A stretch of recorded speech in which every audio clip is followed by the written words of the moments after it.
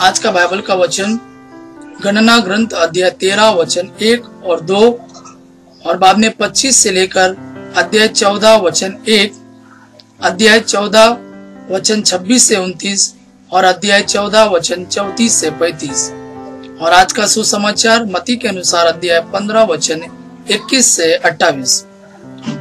गणना ग्रंथ अध्याय 13 वचन 1, 2, 25 से लेकर अध्याय 14 वचन 1, अध्याय 14 वचन 26 से 29 और अध्याय 14 वचन 34 से 35।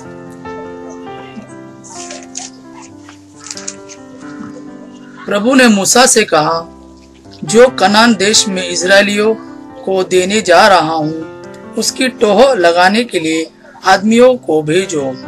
हर एक वंश से एक प्रतिष्ठित व्यक्ति को। 40 दिन बाद वे उस देश की टोह लगा कर लौटे। वे पारान की मरुभूमि के कादेश नामक स्थान पर मूसा, हारून और इजराइल के सारे समुदाय के पास आए।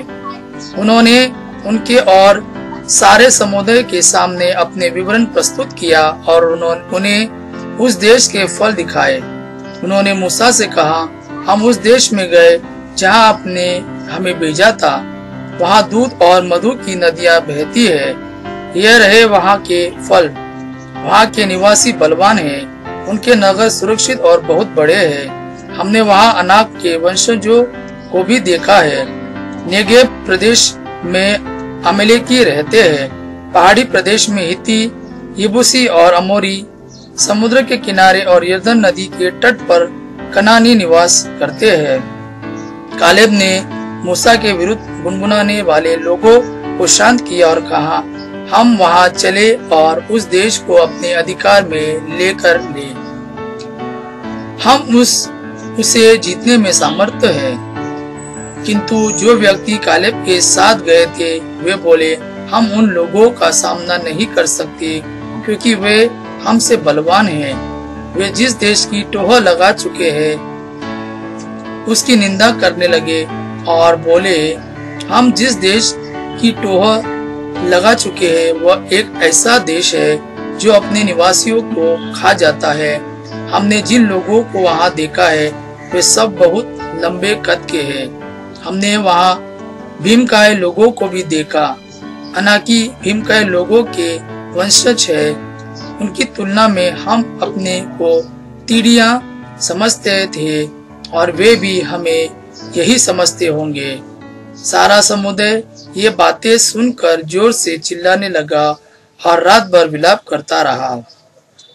प्रभु ने मूसा और हारून से यह कहा, मैं कब तक इस दुष्ट समुदाय की शिकायतें सहन करता रहूं? मैं इजरायलियों से अपनी शिकायतें सुन चुका हूँ। उन्हें यह बता दो, प्रभु कहता है, अपने अस्तित्व की शपथ, मैंने तुम लोगों को जो बातें कहते सुना है उन्हीं के अनुसार मैं तुम्हारे साथ व्यवहार करूंगा। यहाँ इस मरुभूमि में तुम्हारे शव पड़े हो रहेंगे क्योंकि तुम लोगों ने मेरी शिकायत की है। जितने लोगों के नाम जनगणना के समय लिखे गए थे और जिनकी आयु 20 के ऊपर है, तुम लोगों ने 40 दिन तक उस देश का निरीक्षण किया। उनका हर दिन 1 वर्ष गिना जाएगा। इसके अनुसार तुम्हें 40 वर्ष तक अपने अपराधों का फल भुगतना पड़ेगा और तुम जान जाओगे कि मेरा विरोध करने का फल क्या होता है। मैं प्रभु यह कह चुका हूँ, इस दुष्ट समुदाय ने मेरा विरोध किया है। मैं इसके साथ यही व्यवहार करूंगा। यह इस मरुभूमि में समाप्त हो जाएगा। ये लोग सब के सब यहाँ मर जाएंगे। आज का सुसमाचार मत्ती के अनुसार अध्याय 15 वचन 21 से 28। ईसा ने वहां से विदा होकर तीरुस और सीदोन प्रांतों के लिए प्रस्थान किया। उस प्रदेश की एक कनानी स्त्री आई और पुकार पुकार कर कहती रही, प्रभु दाऊद के पुत्र, मुझ पर दया कीजिए। मेरी बेटी एक अबदूत द्वारा बुरी तरह सताई जा रही है। ईसा ने उसे उत्तर नहीं दिया। उनके शिष्यों ने पास आकर उनसे यह निवेदन किया, उसकी बात मानकर उसे विदा कर दीजिए, क्योंकि वह हमारे पीछे पीछे चिल्लाती आ रही है। ईसा ने उत्तर दिया, मैं केवल इस्राएल के घरानों की खोई हुई भेड़ों के पास भेजा गया हूँ। इतने में उस स्त्री ने आकर ईसा को दंडवत किया और कहा, प्रभु मेरी सहायता कीजिए। ईसा ने उत्तर दिया, बच्चों की रोटी लेकर पिल्लों के सामने डालना ठीक नहीं है। उसने कहा, जी हाँ प्रभु, फिर भी स्वामी की मेज से गिरा हुआ चूर पिले खाते ही है। इस पर ईसा ने उत्तर दिया, नारी तुम्हारा विश्वास महान है, तुम्हारी इच्छा पूरी हो।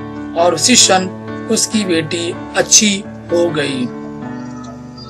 यह प्रभु का वाणी है। प्रभु का धन्यवाद। अब पिता की महिमा और पुत्र यीशु का प्रेम आप पर सदा सर्वदा बना रहे। आमीन।